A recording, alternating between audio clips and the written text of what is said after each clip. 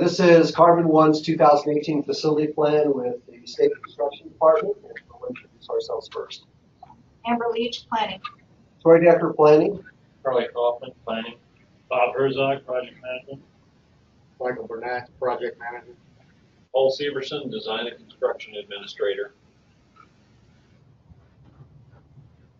Jesse Martinez, Facilities Director. Margaret Cox, Business Manager. Mike Hamill, Superintendent. Okay, welcome this morning. Thank you for joining us. So we're going to walk down through here, guys. We do pre-meetings and final meetings before this meeting because there's 3 of you, there's 6 of us or so. So 9 people who try to honor everybody's time and really get to the meat and potatoes of the discussion. So with that, as I go through, if it's just formality, you guys don't need to reply or anything. Let's just talk about those things that are most pressing in the facility plan here. So with that, I'm going to go ahead and turn off our camera because sometimes we have streaming issues and you guys can see my screen. Is that correct? Yes. Okay. Great. With that, I think I got us all here. Brandon Finney is in the legislative meeting, so we won't be able to join us, but everybody else here. And thank you again for joining us this morning. I did just put a couple. I went on to Google Earth and just did a few aerial photos. Tried to get your, your middle school, high school, elementary, and Rollins. So we're going to talk about Sinclair just a little bit today. Follow up with you, and then Bags. So those are the three ones I just put on there. Tracks and deeds. Looks like you guys have looked over tracks and deeds. I noticed that you have a land acquisition. Let's talk about that just a little bit. I know that we have received an update form. Janet has that in the office.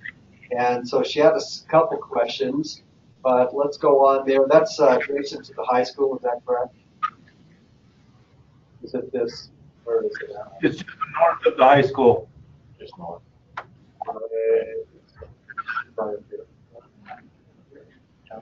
There you go, right.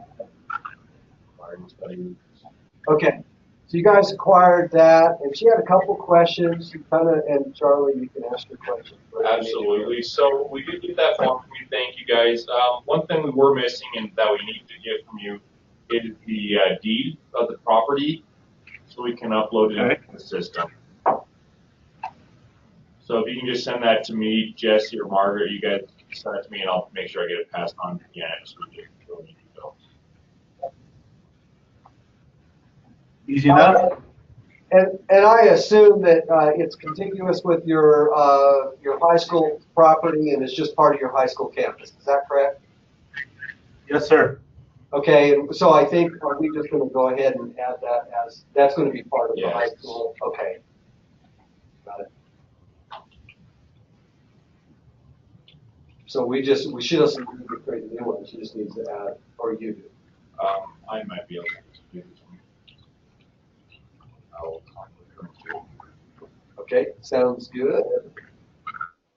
All right, so we'll add that, and you'll send the deed. We appreciate that.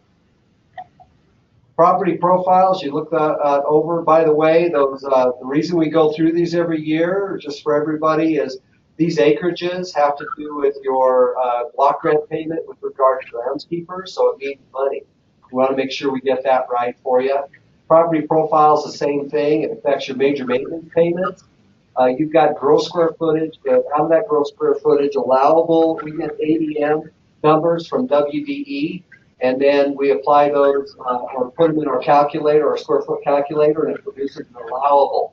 And of course, leases are a part of that and other things. And then that affects your major maintenance payment. So, and then also when we have assessors go out, we have all the addresses. I know that WDE also confirms and is very reliant upon addresses to send them. So we've really cleaned up addresses as well. Charlie's done a great job at that last couple of years. Leases are important, and we don't need to get into the specifics, but leases are important because they allow you to still get major maintenance payments, or if it's a non-qualifying educational program, you don't get major maintenance from allowable square footage if your ADM produces that. So we track those in the system so that we get generate correct allowable square footage for major maintenance. We have reviewed, you guys have reviewed your enhancements. Those are important, of course. We are to each year to the select committee, we are to report all enhancements. So we do that. We appreciate you helping us get our report, keep it up to date. One of the things you said, the comments that I just made, I think the new high school has a new addition and an old portion remaining as part of the overall square footage. Square footage listed above will be updated in the system when actual measurements are finalized. Correct. So we did actually get everything from FEA. We're just finalizing, making sure everything looks correct on our part before we finish publishing that out. But yeah, we do have all the final information from FEA. We're just now getting it up to make sure it's there. Okay. So those numbers will change on your high school just a little bit. And it's kind of interesting when you go and design a building and then you work on it. The commission approves a certain allowable square footage and then a capacity for student numbers. And then the actual, then we go in and actually measure the spaces, see what the spaces are used for. And oftentimes, almost all the time, the capacity of those buildings is more than what the commission approved because you guys are good at designing and constructing spaces that allow you to optimize those spaces for students to occupy. So that's part of the process.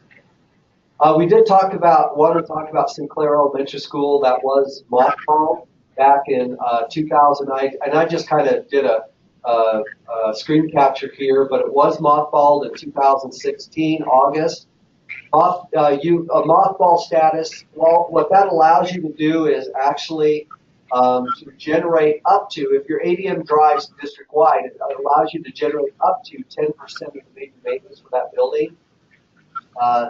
And so, but after 3 years, it must be renewed again, or we'll change it to close.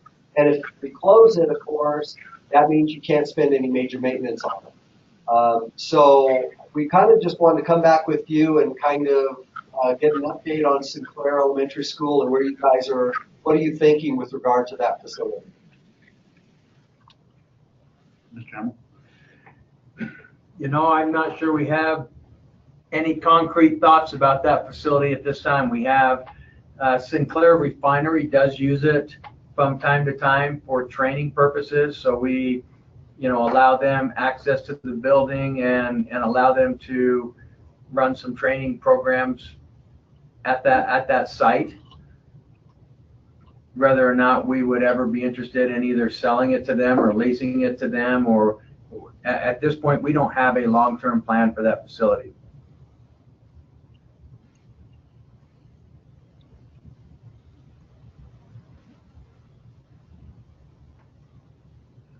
Troy, when do we have to reapply then to keep generating the major maintenance monies for that building? Yeah, that's August 19th. So yeah, probably just maybe the month before. So, but yeah, right. July, August of next year.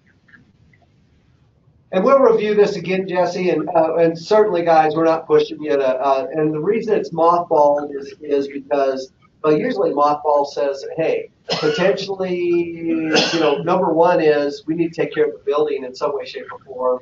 Number two is, we have yet to decide the final destiny of the building or its use, and it could potentially, if it's mothball status, it can potentially come back as maybe a potential option to bring students back into it. I don't think that's where your school district is going, but you guys did mothball and want some time to kind of figure out what you're going to do with it. So that's kind of the status, and we'll leave it there. And again, if you need to mothball it again, that's fine. But it's your choice what your school district does, and we could always close it. I suppose we could make it inactive as well. I don't know. Usually we close them. Close it because it's not being used by the right district. That's usually what we're asked to do. Okay. All right. Thanks for that discussion. Just something we want to keep in front of you. So now let's go down to appropriations, and you guys filled these out and appreciate it. This is an important part that Michael and Bob need to be a part of. So let's just go down one at a time. The bus barn, looks like there's still money's left in there, 96%. It's still in contract. I said basically, But that one, okay. project still in motion to be reviewed next year. When was that one completed? I'm curious. I don't know. It hangs on its- Physical completed. So are there, on this one, are there any outstanding invoices that need to come in? It's all in. Yeah. It hangs under the CMAR contract that's currently. Okay, so we better leave it open until, okay. Okay, thank you. I was just curious. Sorry. Okay, 1036 is the next one. These are already converted. 1036. It's all named the same status. Hold on, 625. Yeah, that one. So that's 1036. Completed, closed in 2010. So completed, no. Got that one? Yep. Okay, 1038. New Rollins design, addition, renovation. Got 500,000 sitting in there, 48% of it's been spent. 1038. Completed, revert funds. Complete, close revert. Get there.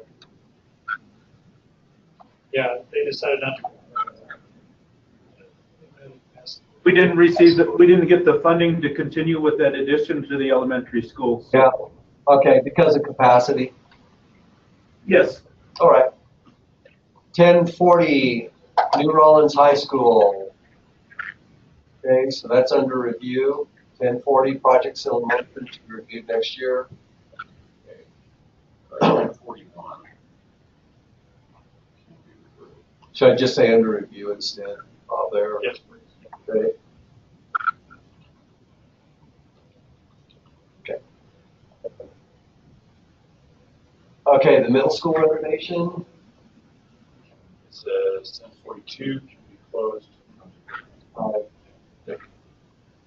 Okay, what did you say on that one? 1041? 1041 complete revert funds.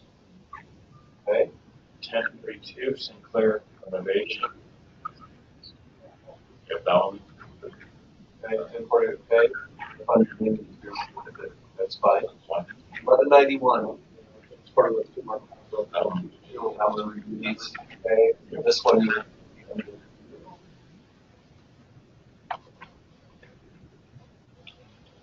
Now, please put this.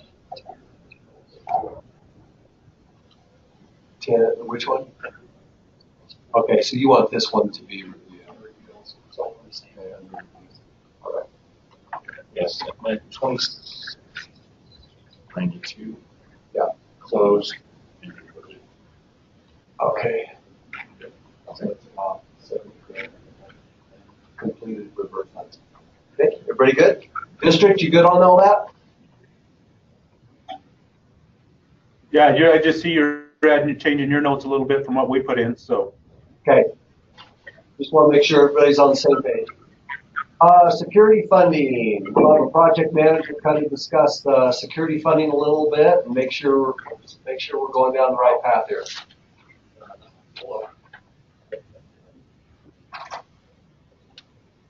It's digital. Let's fix it.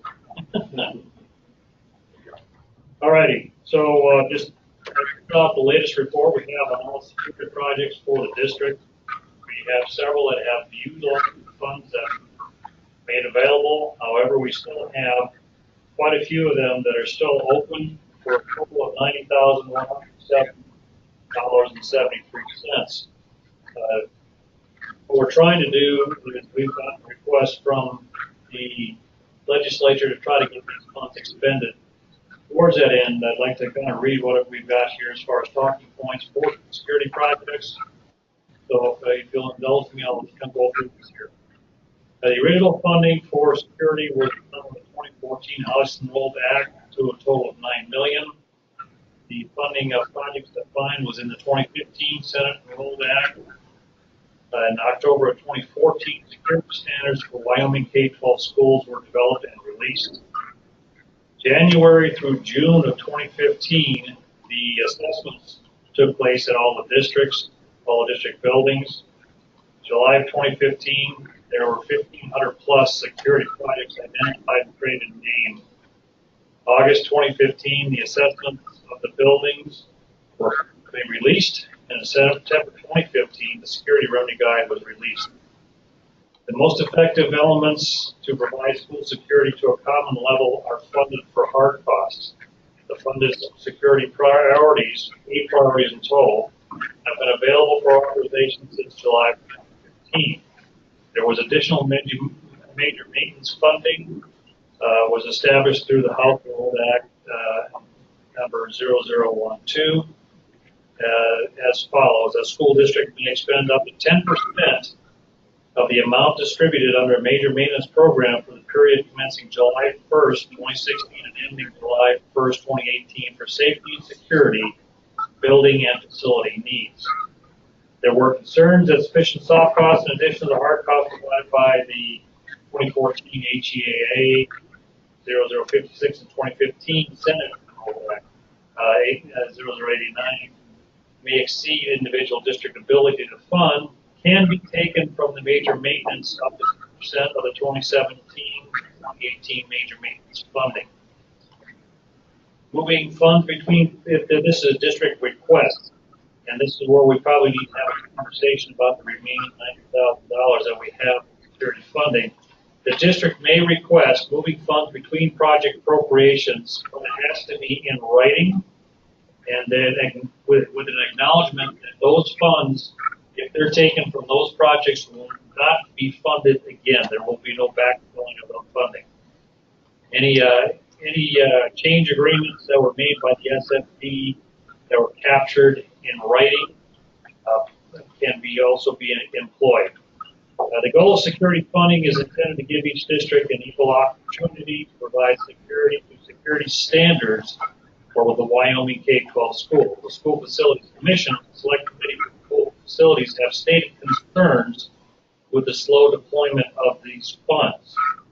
For the 2017 supplemental budget session of the legislature, the SFD, we proposed an additional $17.9 million for the next 2 priorities of security funds. That would be 9 and 10 on the list, which was declined by the legislature due in part to the slow deployment of the 2014 and 2015 funds. We are encouraging every district to have all the funds currently appropriated fully encumbered. So on behalf of the school districts, the SFD can make a request for the next round of security funding. Homeland Security funding contracts are provided by Amber in a facility plan folder in name. On March 13th, we are going to have a follow-up security conference meeting hosted by Fremont 24, Shoshone, at the Central Wyoming College on 2660 Black Avenue, Riverton, Wyoming. If you want to get some more information about that particular conference, we would point you to Kay Watson, and her telephone number is 307-876-2817. So with that, we just want to bring that up, the fact that we do have money that are still available in security funding, and the SFD will do everything that we can to help you utilize those funds. So we can have a separate conversation about that, Jesse and Mike, if that's what we want to pursue on that. So they have $90,000 left, but they don't really want to spend that $90,000. They want to take that $90,000 and then reimburse spend major maintenance money. Right. Yeah. Right. I'm seeing that request, and no, that's not really what we intended or have done with these funds. Those funds for security are not intended to reimburse your major maintenance funds. So the two are completely separate, and we do encourage that the funds are expended on the projects that were identified in the assessment that was done by FEA. So I see that request, but that's not really something that we have been doing or intend on doing. Okay, with that then, do we have to spend it on exactly those things that are listed in that box? Or can we use it on other security things that we need in the district now? As long as it is one of, you can essentially reallocate it within the projects that are there, but we aren't creating new projects. So basically, of the assessed items, you can reallocate those funds towards a specific assessed item if there's some additional cost associated, but we're not creating new items, and we're not going outside of the 8 security items that were identified for funding. Does that make Okay, sense? I'm just going to ask the question directly then. So, say I need more security cameras, but they're not exactly, I don't see how they fit into any one of those. You're saying I can't spend the money, right? Right. Yeah, that's not one of the funded priority elements. And again, that's why we're trying to get districts to expend the funds that they have, so that the next round we can request that funding. But the deployment has continued to been quite slow. We've had money available now for over 2 years, and we're just encouraging districts to get the funds they've got expended so that we can go make that request, and hopefully we'll be able to do that by the next budget. Over the door keying system. Yep. Okay. And then two-way communications. Just out of curiosity, Jesse, do you know what those Yeah. 10% security monies were used for? To complete the vestibules that were underfunded, we've spent more on the vestibules than what was allocated. Okay. Yeah, well, and that's one of the reasons they made that 10% money available. Because districts were identifying that they had. We could do that. Where we did the exterior door locks, the electronics, then we could, and we want to continue that as a district-wide deal, we can move that $90,000 into exterior door locks and complete that system then. Is that what you're telling me? Maybe close out two-way communications, take that 46,000, move it up into exterior door lock. Say again, Michael, you kind of broke up. Yeah, you could take the money that's still left in two-way communications, close that out, and switch the money to exterior door lock. Okay. Because it looks like between To the do left, that, we we're, just need that in writing from you, what projects you want to close. okay. See, it'll be. Okay. Okay, Jesse, does that help you? Okay. Okay. I think I got that down pretty well. All right, so let's go on to capacity now. Charlie? Sure, absolutely. So as you can see that we have capacity there for schools, we have worked through location updates in the last couple of years. And the only school we do not currently have that information for is the Rawlins High School. Like I said, preliminary information from FEA on this. We're working to finalize that, so we will finalize the capacity number on the high school once we've reviewed all the data.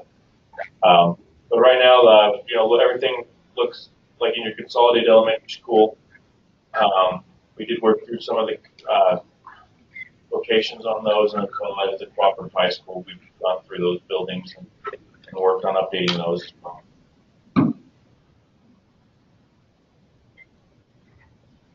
Okay, enrollment projections. Let me just bring up the actual spreadsheet itself. Might be a little hard to see. Obviously, you guys know this much better than we do from a financial point of view, but obviously you guys are kind of having lower classes than you had in the past. But these are all your in-town elementary schools, and your average has been about 141 for kindergarten. And you guys are down just a little bit. So overall, your elementary is down about, give or take, some students maybe. So nothing revelatory to you guys. I know you're tracking that. With regard to your middle school, high school, it's kind of interesting. Like, obviously, you probably know this. I mean, You've got students coming from Wamsutter over to you guys for the middle, I guess the middle school, high school, and they come over. I don't know. Is Wamsutter? I can't remember. Are they a K6 or a K8? Repeat that, please, Troy. Wamsutter, do you guys remember? Are they a K6 or a K8? I don't know. Wamsutter, are they? Let's see here. Wamsutter's not part of our district. But they They're K8. They're K8. Yeah. So Mike, I just want to let you know that we actually include their numbers because those students actually end up in your district in middle school, high school. Yeah. That makes sense. Yeah, kind of an interesting adventure there, but kind of a neat one as we looked at it, and two districts working together to help these students. So anyway, so that's why we actually we include those in here because they have an effect on your enrollment. If you look at your K6 grades as they're coming through, your average is about 128 per class, and then when they get through the 7 to 12, about 112. So your high school continues to you have larger, obviously, elementary grades than you do middle school, high school. Rollins is kind of I hate to say it, but just a unique community in that, a lot of school districts will, in the kindergarten, will have a 100% survival rate or more. Students kind of move in. Special ed, I think, from other states kind of helps in that as well. I'm not quite sure, but usually elementary grades you have above 100%. You guys pretty well have an attrition. You can see your survival rate when you follow these through. Like if you look at your kindergarten in 2013, it was 160, and then in 2014 they lost 11 students. They were down to 149, 147, 134, 123.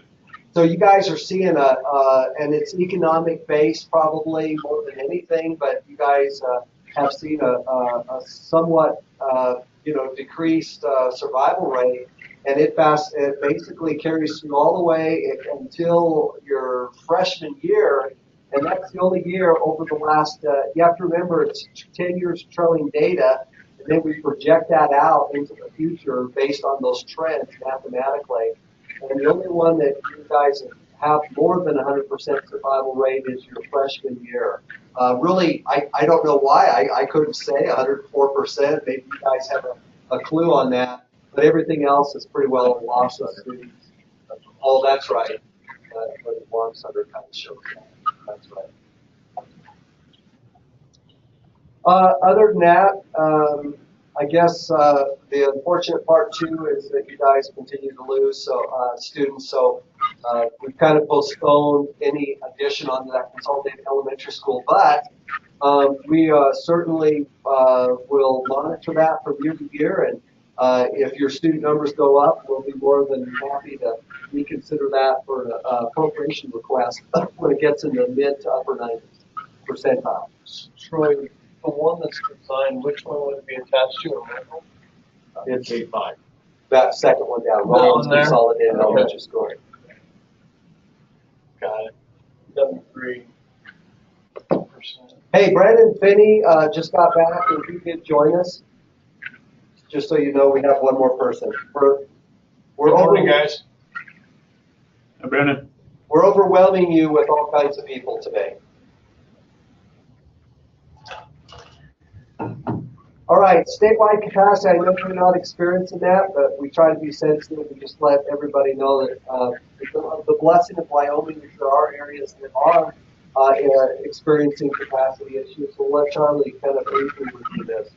Absolutely. So for our SSC policy 2013-20, every year we have to categorize our priority needs throughout the state by high, which is above 100%, medium, which is between 95 and 100%, and low, which is between 90 and 95% of capacity. And currently, we're doing a planning study in Rock Springs looking at their capacity needs and trying to find a way to solve their intermediate issue there. And we typically be on between 95 and 100%. We start looking and monitoring enrollments. For example, in Albany 1 for the junior high, we just completed a planning study out there, and now we're continuing to monitor their enrollment at this point. more for your information than anything. Okay, major maintenance calculations, allowable square footage. We'll have Charlie kind of lead us in this one. Sure. So one of the questions we get from districts is how do we do the major maintenance calculator? What are the main drivers? And so this past year, this was the information that came out of the calculator for your district. This last payment that was made July 1 of 2017. So we used the ADM that is provided to us by WDE, and that ADM drives the square footage allowable that is what drives how much money you get paid for your major maintenance. So the big thing here for us is that we note that overall things they're getting paid 350,000 for 350,000 square feet basically, and you have 409,000 square feet. So there is a bit of a gap there, and it's one of the things that we're working on trying to close that gap.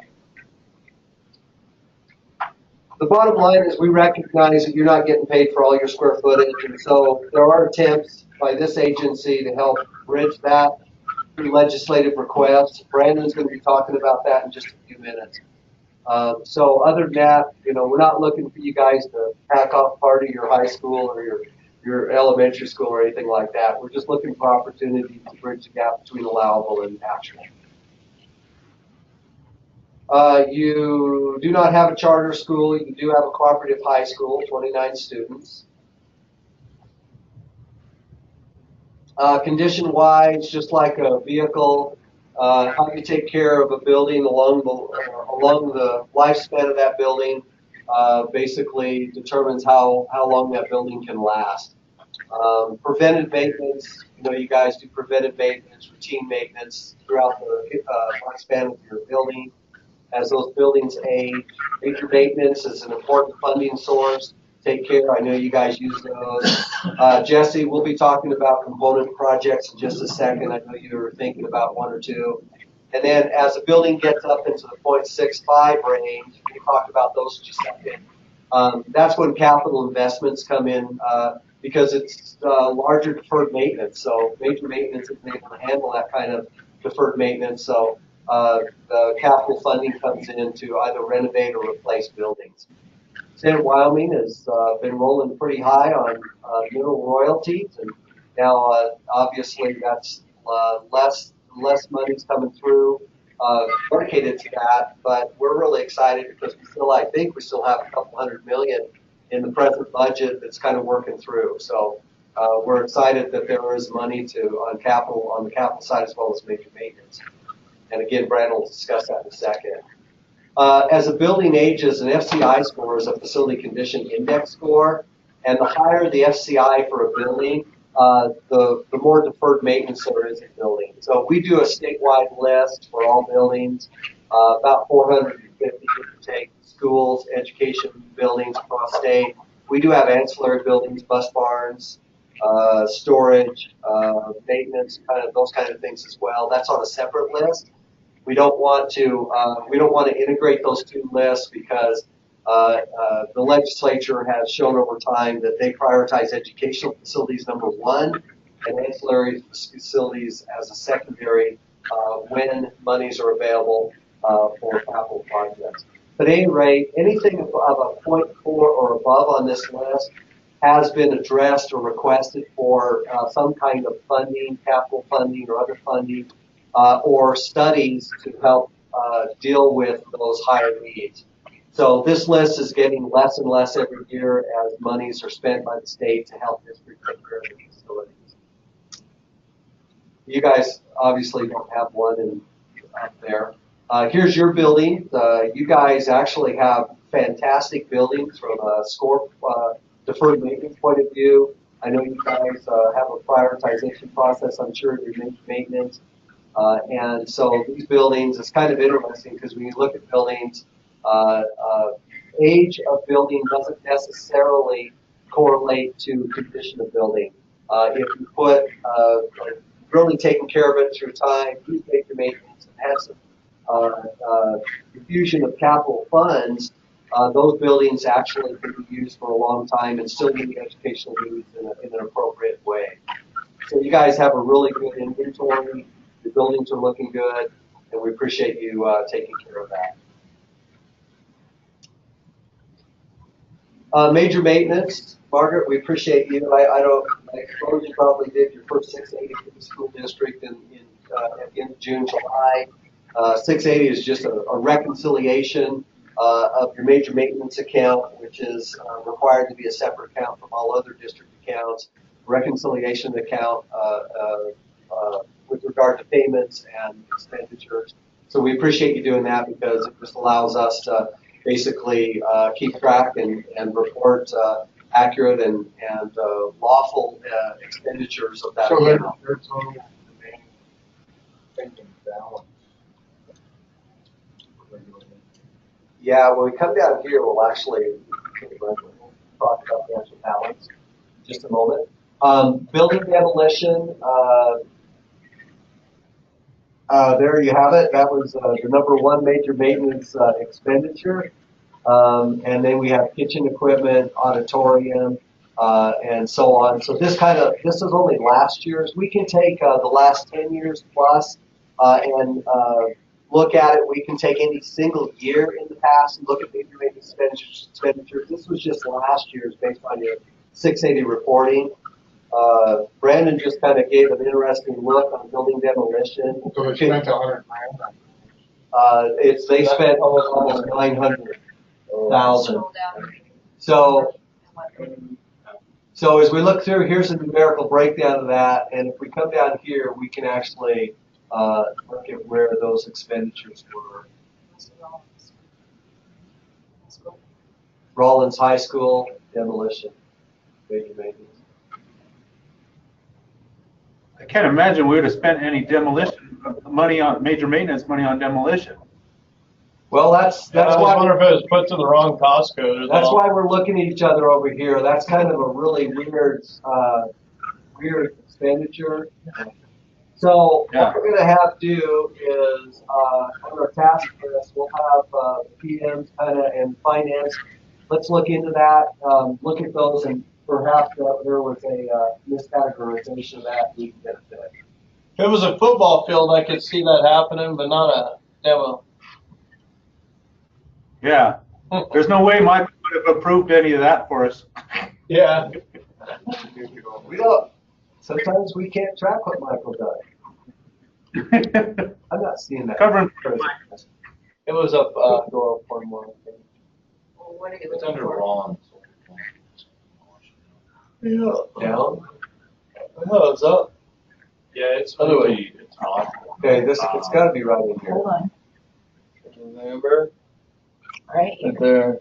Okay, right. Okay, I got you. Building That demolition. one must have gotten wrong. Okay, all right, we'll check that out and we'll work with JJ. If that's been misapplied to the wrong category, we need to get that fixed. We hope it's misapplied to the wrong category. Okay. That's why we have these meetings, double check. With regard to low condition scores, you guys have some, every building system is scored from a 1 to a 5. 1 being failure, 2 being poor, 3 being fair, 4 being good, and 5 is excellent. And with each of those scores comes a deferred maintenance percentage that is taken from the current replacement value of that system. So these numbers here represent, then based on those scores, produce a deferred maintenance value on that system according to the value of that system as a whole. So, and so you guys do, like, for instance, Little Snake River, you've got fixed furnishings, that's usually your cabinetry and other things like sink counters, stuff like that, for almost $500,000. And you've got some $100,000 ones here. I'm going to be quiet in just a minute here and have you talk district. I just wanted to give us an overall view first of this and then back up and talk about some specifics. This is what you were talking about, Michael, on major maintenance, where, their account balance as of January 31st, that was their net major maintenance balance, and then their anticipated payment in the next July 1 payment, give or take, and which would produce about a $2 million balance. And then we always have districts. It's kind of a pain, but it's really important because you guys have planned work orders or work orders in there. Sometimes districts decide not to go forward with the work order. We want them closed out. If, Margaret, as you go through and all expenditures are paid on any single project and you report it, and after you've reported on 680, then you can actually close those out if it's all been reported on 680, which is usually the year before. So this is an important part. It's work in progress or open. This is just an important part of keeping the database clean, keeping your plan clean within our database. The exciting thing about component projects, we've got some years, component projects are approved or designed or been used, I should say, by the commission and by the legislature and governor to basically supplement major maintenance. So if a district is struggling with major maintenance expenditures, keeping up with those major maintenance needs, and there's, some districts can't afford $1 million roof with their major maintenance. Some districts only get $90,000 a year or $100,000. You guys, I know, get more than that. But as you see those hundreds and hundreds of thousands of dollar needs being presented, component projects are an opportunity for you to supplement major maintenance. And it's not instead of, but to supplement and help with your major maintenance to make that major maintenance go farther and to address as many needs. If we were to go up here and look at this for just for a second, and which is really hard because it's like really small right there, but if you were to add these numbers up, I don't know what this equals, but it's probably over 1 million, or I don't know, somewhere around 1 million, but your payment is basically about 1 million. So you guys aren't looking too bad, but projects on the list, such as this one, this is actually working through the legislature at present and has survived. Last year, the governor awarded allowed and approved about $21 million worth of component projects throughout the state, which was just a huge benefit and blessing to districts. This is what is actually right now in the legislature and is moving through, and it's about $10.5 million. Just these top 16 are actually been recommended and are moving through and so far have been approved. We'll see how the next 15 or so days goes. But you can see some of them are, this one here, a roof in Fremont 25 Riverton at almost $3 million. So those are the kinds of things that districts have a hard time kind of paying for. Ones that float on the top of this list usually are roofs or HVAC, things like that. Anything to, dealing with, here's a science room plumbing for $600,000. So usually though, the ones that really float on top are the roofs, HVAC, stuff like that. The ones that kind of float to the bottom, swamp coolers, sometimes this roof. The only reason this roof went to the very bottom is because they decided to move forward with major maintenance instead. Replacement of an elevator, belt systems. But there's an opportunity for you to ask for those things. So with that then, a couple questions. I know, Jesse, you've been talking about a component project or two. Talk to us about maybe your strategy there. And then also after that, I'd like to ask the superintendent, you guys, a question. So go ahead. Yeah, we're looking at the middle school 77 building, obviously, all the HVAC, air handlers, piping, the only is all original. The boilers have been replaced and the pumps, but everything else is still original. So we need to start looking at replacing these components. That's what we were looking at doing with the component level funding. But I don't see that it scores out as ones or twos, even though you have components in there that are 40 plus years old. Yeah, and let me make sure, Mike, that we don't miscommunicate. You can ask for component funding for 3s and even 4s. There's nothing that says you cannot do that. Now, the scoring matrix, there's an actual scoring matrix that we do for component level funding that eventually is you guys well know, I think all three of you are volunteered on that committee this year. Is that correct? That is. I don't think we've had any training yet on how to score, so we're still rookies. Yeah, we will definitely provide that training as toward the fall. and get you guys up to date. But I think that process will really help you understand this process a lot better. But at any rate, it doesn't have to be a 2. You just get less points in the scoring matrix applied to it when it's not a 2 or a 1.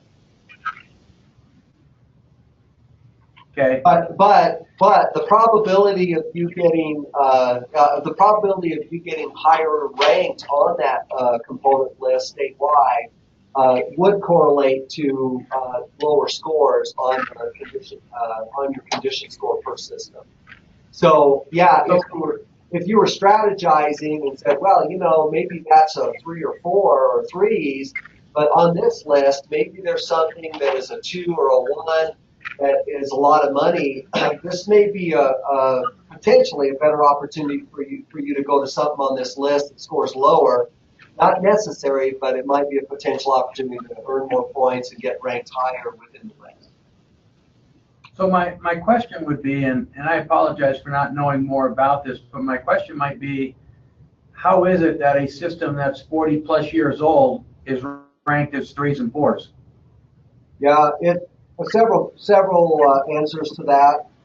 It matters the system and the expected life expectancy of it, but we're talking about condition, so it's the actual condition of the system.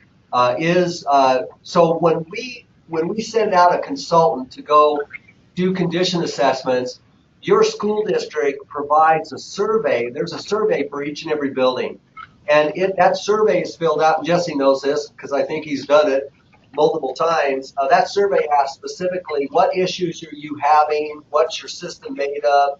And it goes system by system by system. And it actually, the school district provides information on each system. Then the consultant goes out and actually does an on-site tour of the building, hopefully with the facilities director right next to them, and they go through and they make on-site observations of each system, and they score it on a scoring matrix, and that's consistent across the state.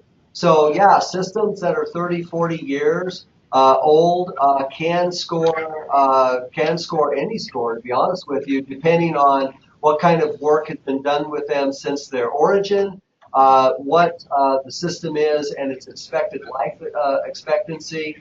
And then the physical observation of the system. Are there known or seen degradation to the system? So yeah, I mean 30 and 40-year-olds systems can score a 3 if they're in fair condition and not 4 or failure. This is Brandon. Troy, what's the local, let's say a roof, for example, the overall is maybe a section failure, and how would that be addressed? Yeah, so sometimes, Mike, within that scoring matrix, we've kind of come up with kind of a neat little part of it, and it's called a local condition score. So there may be a system, let's say an HVAC system, boilers, whatever, and a portion of that system may be deficient. If they score a 3, but it is not, but the system as a whole doesn't score a 2, but there may be portions of that do score 2, and we actually identify within the notes those parts of the system that are less than the 3 average as well. Thank you. You're welcome. Those are good questions. Those are good questions. Troy, along with that, you know, some of the scores that pop up as 1s and 2, or 1s definitely, we know that's a problem, but something like exterior wall on the bus garage, they put as a 2 and tell us that we need to address this before we move on to 3s and 4s. But for us, that's not like a high priority. We've got other things that need to be addressed before I take care of a dented metal wall. Yeah, and we honor that, Jesse. So you have to remember this assessment is as objective as possible. It doesn't really address the probability of a district taking care of an issue. Or so, for instance, we've had this discussion a lot of times when we're talking about bus barns or storage buildings, and your floor rate's a 2. We get it. This is just an objective look, and you would rather put your money, I would assume, into your educational buildings if you're short on money, and you're not necessarily going to spend $30,000 on a floor in a bus maintenance facility that looks bad but doesn't necessarily have an impact on what happens within that facility. So no problem. I mean, we're not forcing you to take care of all twos. These are informational. They're very valuable. But in the grand scheme of things, you as a district have the ability and have the responsibility to prioritize projects, and we respect that. Appreciate it. Thank you. You bet. Hey, the question I was going to ask you guys, if you don't mind, is would you talk a little bit about your major maintenance program? And we've just been asking each district this. How do you guys have a committee or something? How do you prioritize your major maintenance to be submitted each year for facility planning? And then within that, do you guys involve your school board in some way, shape, or form as a final look at that, an approval, or just talk about your process a little bit? Mr. Hammond? We put a committee of folks together this year to take a look at projects that we think we may need to try to accomplish over the next 3 to 7 years. And we considered some scoring based on these things with major maintenance. We also considered some other things that might be outside of that. So that committee had a little bit of overlap with major maintenance and with other needs that the district may have.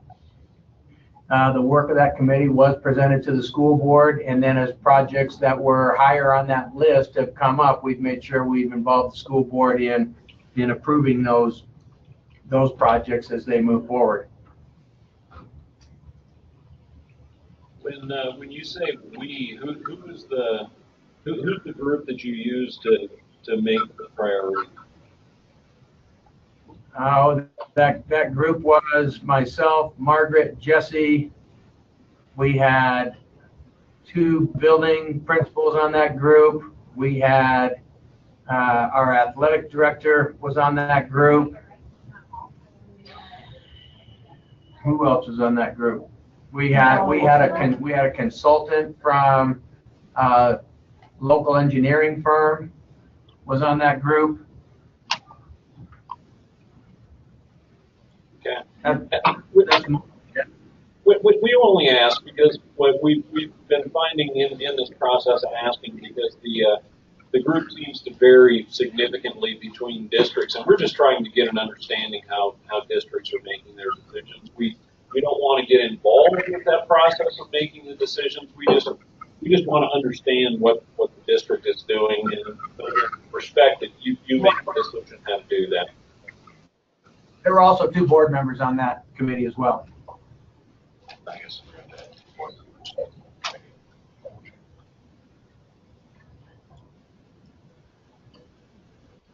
I will have to admit, in comparison to other districts, you have a very broad-based group of people that you utilize to do that, and I must commend you on that. We actually had a couple of individuals that are not employed by the district at all, some outside public members. Oh, wow. Again, quite impressive.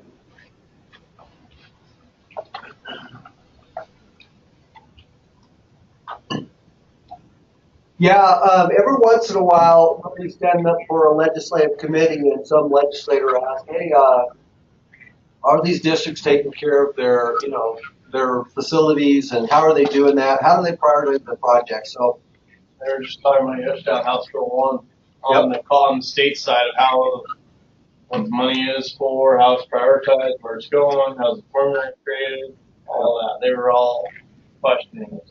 So we do appreciate the leadership in your district and how you guys team up with others to have all stakeholders involved. That's a great process. Thank you. It went well. Legislative session review. This is, as you well know, an adventure in and of itself each year as the process goes through. But Brandon just came back from some meetings, but this is his portion, and he's going to kind of give you an update on bills as they relate to facilities. So I'll start with one that's not on there. That was House Bill 95 this morning, Public Works and Contracts. So I went there.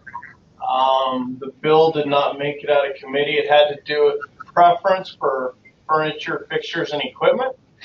So the most likely it'll die. We'll see tomorrow where they go with that. But that was going to adjust the statute to make it mandatory that furniture had to be designed by a local supplier from the state of Wyoming. And then if they needed a product, then they'd have to do an exception to move forward with something other than those products supplied by a Wyoming FF&E supplier. So you're saying that The committee laid it, they didn't address it as they were going through the bills, which means they'll put it on the back burner and they'll just let it die. So they got to. So I don't think it's going to last. But FF&E stuff's been challenging over the last few years. So House Bill 32, in the interim committee, they had us do a study on major maintenance. And what it was going to do is adjust a couple of things, such as the RS means number. It was going to increase that, which is one of the variables that goes into calculating the major maintenance. Also, there's a 2% CRV, current replacement value. They were going to increase that to 2.5%. They were going to also, the state proposed in the study was for the state to pay for a unified major maintenance software program for all school districts, and then also eliminate the 7-year phase-in. Only thing that survived to date is the 7-year phase-in would be eliminated, and this could affect you once your school's done and the bill passes. You essentially get full major maintenance from day one. That's really, really good news for you. Yeah, so I didn't hear any hallelujahs over there, so I want to make sure you were following that. We're waiting until it gets signed, and then we're gonna. House Bill 33 is just statute cleanup on emergency funding, what the commission can and cannot do for it. House Bill 63 has to do with trying to get, keeping things local, getting allowing workforce services to work. So contractors have to work with the Department of Workforce Services a little bit higher standards to employ Wyoming people. Back up for just a second on that one, or just on that one then, are we going to potentially, when we're doing capital projects, does that apply to major maintenance as well? Or just capital? Or? Yeah, it applies to the general contractor employing people okay, so on the project. So, yeah, anytime they do a project, they have to follow the statute. Okay. And it's a burden on them, so for one of the main reasons is the cities that are around the borders of the state of Wyoming a lot of times have, people from Colorado coming up or Montana or Utah. So they want to try to put some type of hurdle or barrier to entry there and keep the locals employed. So that's an important one for you, school district, because if you're doing your own individual contracts for district generated contracts for major maintenance, you'll want that language in there. Make sure that you're holding those contractors liable for their state statute. And then I would assume then we're going to make that change in our capital Yeah, well, contract. there'll be changes throughout. Once all the bills dust settles, do we add this in? Do we take that out? Yeah, reconciling to the law. All right. 65 is eliminating a threshold on design build,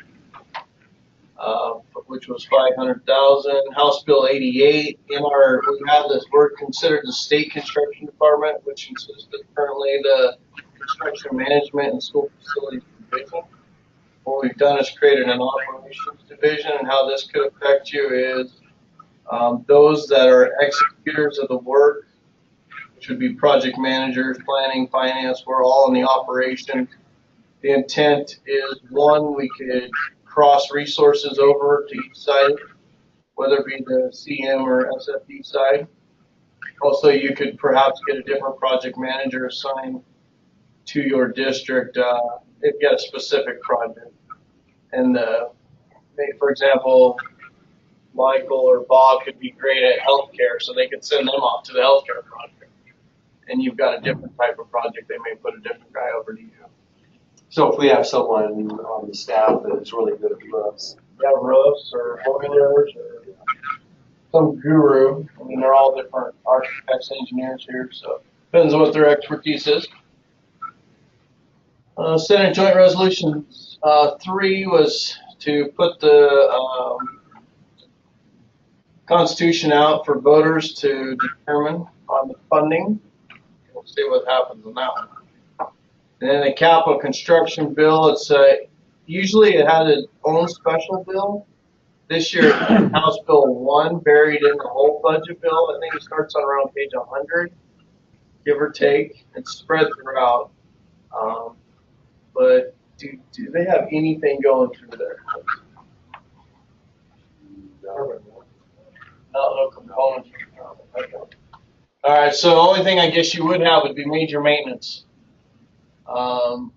And right now, the major maintenance payment will be about the same because nothing in that bill passed. So if it would have passed, you would have got a nice increase in your payment, but it failed at the committee. What they won't get if that survives, that portion on the eliminate 7-year phases, they would have gotten a fairly significant cut on year 1 of their high school. That's true.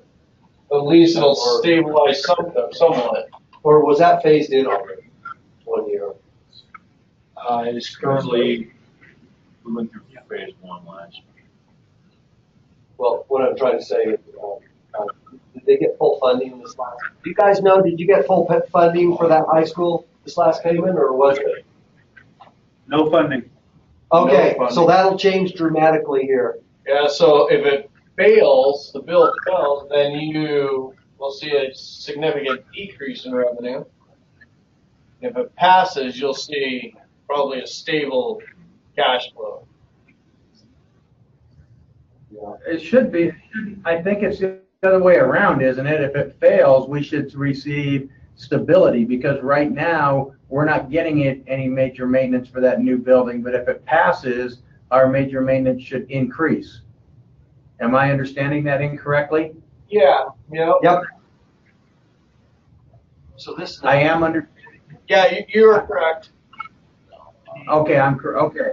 Yeah. So that is that just based on last year. So they should get more. If the bill Yeah. passes. Yeah, if the bill passes, then you should get well over $1 million. Yeah. Okay. So this is worst case scenario. We're hoping for you 918,000. Hopefully it passes. Yeah. That 918 is based on present statute. And then if the statute changes in our favor, we should get more than that. Yes. Yeah. Yep. That's what we're hoping and anticipating. Yeah, if everything would have went through on that study and the way the bill was originally drafted, your payment probably would have doubled. Or came pretty close. And Jesse's really happy because he wanted more stuff to do in the summer. It gets kind of boring. Well, I'm not doing 6 or 7 projects in one summer anymore. I'm kind of freaking out. Wow. Now you can do like 30 little small ones. Yeah. He's been doing stuff like taking naps in the afternoon, Yeah. you know. Yeah. You guys hiring? So on the supplemental budget consideration, there's a section in the bill that says, on lines 15, we can ask for emergency or unanticipated needs if you have a project that's currently going and needs some additional funds. So from my standpoint, it usually boils down to capacity or condition. So capacity, there's no need. And condition, you just got those remedied. So I don't really see any need for a legislative request on my side. Do you guys? How do you see it? Is there anything I'm So missing? if a building fell down or something, is about what that would cover, right? Yeah, if the superintendent could not open the doors for children to enter that day, that's an emergency. But we do have some money from the commission that we would address stuff like that, or first insurance and major maintenance to get things rolling, get schools open. So the question is, do you have any supplemental requests based on what's in the bill here as an emergency or unanticipated need? Okay. No. Not today. Yeah, hopefully no emergency.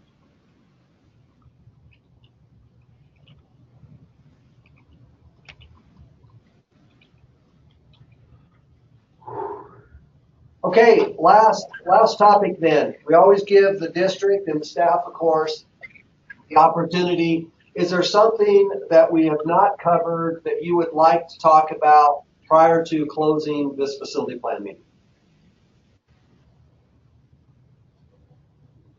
Well, I think you've addressed the questions we had about the security monies, what we need to do there, so, or what we can or cannot do, so that helped. Under new, when will FEA be measuring again? It'll be on the next assessment, which is probably within, I don't know, maybe a couple of years. Okay. Yeah, and I shouldn't say they'll remeasure. They only remeasure if there's been obviously they'll go in this coming summer. Charlie will work with all the districts to update location information. So usage of each of your rooms, he'll update those. So we'll do that internally as an agency. Remeasuring will not occur unless you have some kind of major structural change. And then we'll send out a team to do that along with the next assessment, which is probably, give or take, a couple of years here. Okay. And I just was thinking along the lines of the high school, of course, but I'm not sure if our square footage changed when we added the kitchen to the elementary school, and that would have been under Mr. Horner, and I'm not sure if he updated that square footage or not.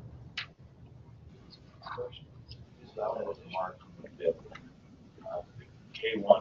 Was that for the K1 campus? It is at the 2-5 campus. Oh, the 2-5 campus. So they added.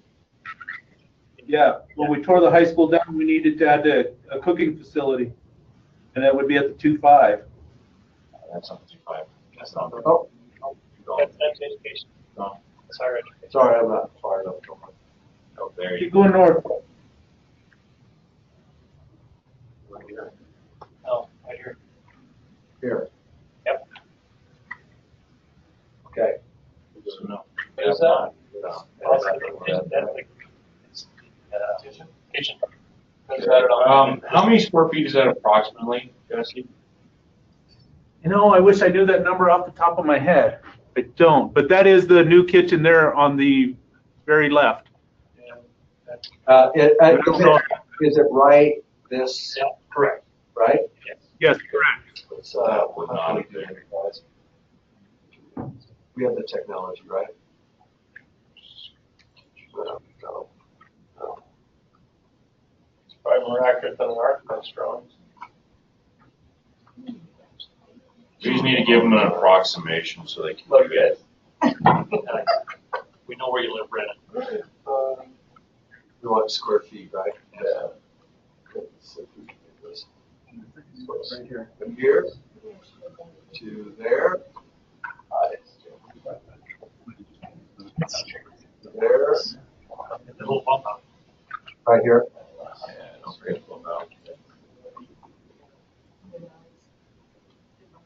Yeah, it's hard. It's hard. This isn't. No. Right. Back to here, right? Yeah. approximately 38. 39. We'll go approximately 38. Or 39. Okay.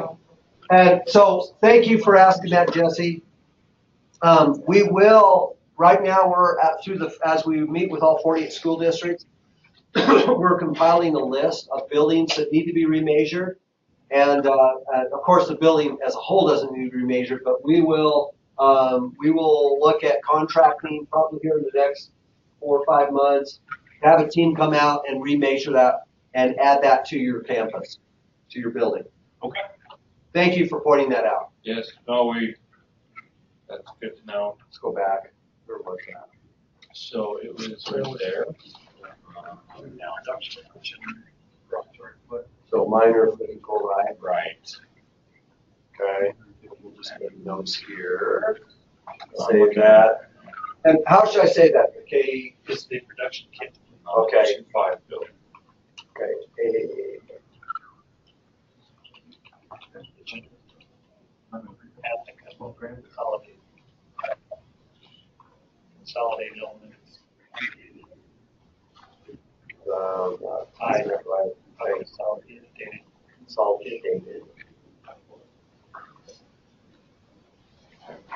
It's all have good. that. Yeah. Sure.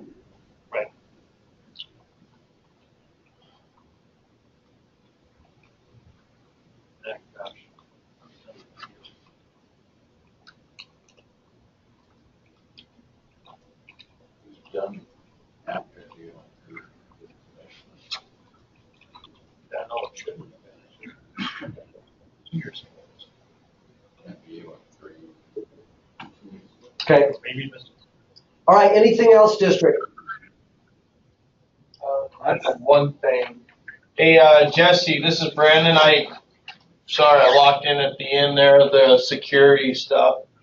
There's a, Yes. I think it's in House Bill 1, the 10% security funding is currently in there. So it would continue on with this major maintenance payment.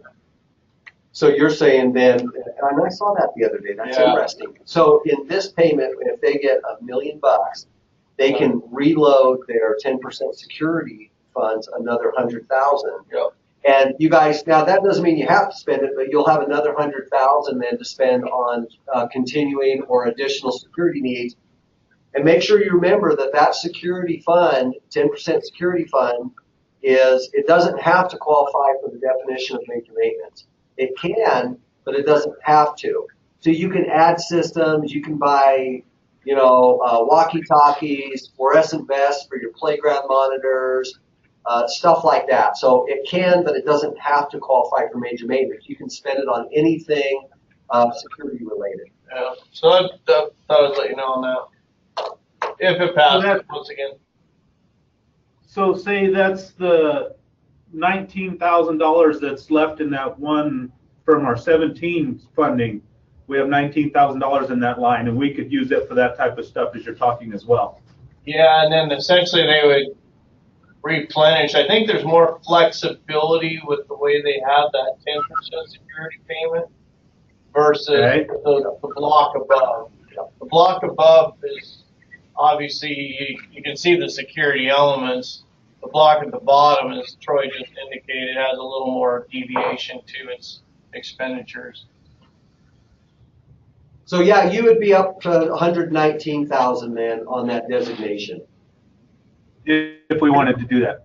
Yeah, if you wanted to do it. Now, some business managers or some people in districts, facilities people, they kind of look at it as taken away from their regular major maintenance. And so some districts have said, you know what, we're going to use that as needed, but we also recognize that, there are other needs out there that this is basically taken away from your regular major maintenance. So, but again, this is kind of one, I guess, PMs, when you prove these, they just have to say this is security related, right? I mean, I don't think could they use this for HVAC? Well, when they go in and use this, they use the code of D work. Okay. Okay. So specifically for security. You made a good point that usually on major maintenance, you cannot use major maintenance for any new element component or system, but with this stuff, they can add new elements. Okay, gotcha. Security camera? Yep, they could add 5 more security cameras in their high school. That's not there. Security fencing, locks, all Are you saying that we could use that $19,000 for that? Yeah. Yeah. You can ultimately, that 19,000 doesn't have to be used just for those 8 security. Good point. Yeah. It's more flexible. Yeah. All right, along with that then, the two-way communications that still has $46,000 line in it, the district did spend on a lot of two-way communication. I bet they billed it in the wrong area. Can we come back and apply those bills to this? Say that again. I didn't follow what you. We bought two-way communication stuff, but I think they probably misallocated where they got the money to pay for it. So can I apply these bills to that $46,000? Because I think we already paid it out of another fund. We haven't been doing that, and if we do, I mean, we're setting a new precedent. I'm gonna have to get some confirmation. I just need to continue forward. If we're gonna do more two-way communication, then I can still apply it to that number though. Yes, Okay, I can go forward but not back. Got it. yeah, Yeah, I think water under the bridge is probably best left. that's what we've been doing for now, because, Yeah, it just because doesn't- otherwise, I mean, the accounting just never ends, people remove money for, biennials back. I mean, take 7 times 48 school districts, right? Yeah, I'm just looking. Yeah. I mean, you've got 350 allocations of money budgeted, and then, work with Bob, or Michael, whoever, I'm always confused on which one specifically, to move forward with the security. And yes, sounds to me like you're gonna get another 100,000, give or take, designated for security as well, 10% security, so that'll be an advantage to you. Okay. All right. And remember, it's not in addition to your major maintenance payment, it's just a portion thereof. Yep. Okay, good. Good discussion. Anything else, staff? No, I just wanted to add that. That's sort of a good thing, I think. Okay, district, if not anything else, we'll go ahead and end the meeting. Thank you so much for joining us, and we look forward to seeing you guys in person at some point here. I apologize for being tardy. Thank you for waiting for us. No problem. Okay, take care. Thanks a lot. Thank you, guys. Bye.